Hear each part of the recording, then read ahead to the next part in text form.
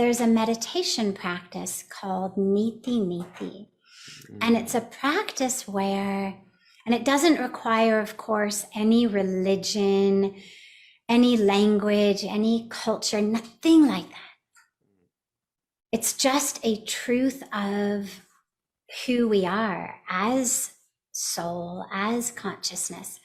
And the practice is one where you sit and you say, I am not my clothes. So I would say, I am not my sorry. And okay, my mind is like, yeah, I believe that. And then I am not my skin under the sorry. I'm not the blood running through the skin. I'm not the organs being nourished by the blood. And we go through these very, very physical things that, of course, our mind is like, yeah, I get it, I'm with you.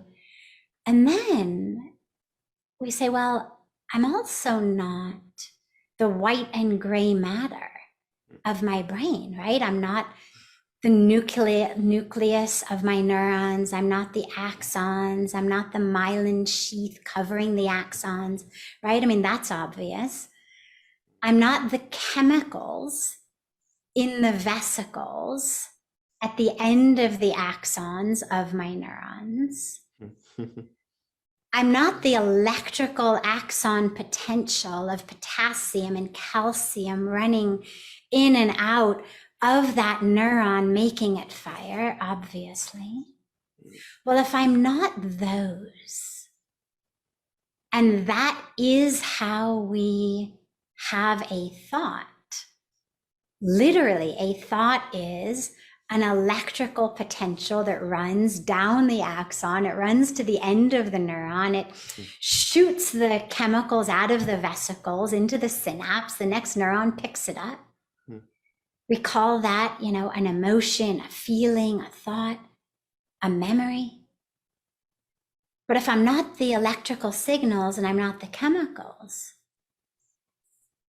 I'm not the thoughts.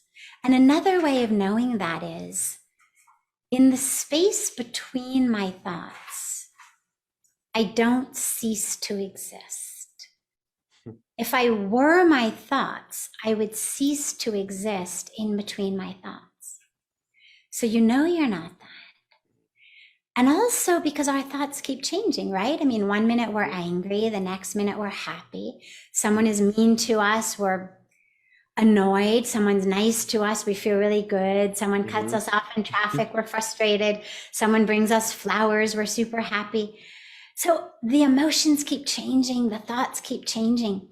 We also know that any drugs, alcohol, legal or illegal, whatever it may be, it impacts and changes how we think, right? I mean, how many people have woken up one morning and said, oh my God, I can't believe I did that last night. That wasn't me. Like, well, then who was that, right? Who was that? The only thing that was different was these chemicals that were changing how my brain operated. So if I'm not the change in chemicals in my brain, who am I? And you keep that practice of Neti-Neti is just, it literally, the Sanskrit word literally means not this, not this. And one by one, I am not this. And we clear, I'm not the thoughts, I'm not the emotions. And again, we know we're not our emotions because there's so much scientific research showing that we can generate emotions in people. We can change people's emotions with, a metal prod in the brain, with a chemical, with a pill, with an electrical impulse. With little things, we can change people's emotions. So clearly, I'm not the emotions. And you just one by one remove what you're not. And then you reach this state. It's like peeling back the layers of an onion. And eventually you get to this state that the Buddhists refer to as nothingness, and the Hindus refer to as everythingness, but they're talking about the same thing, which is that space that exists when you've removed everything we're not. Mm. Mm.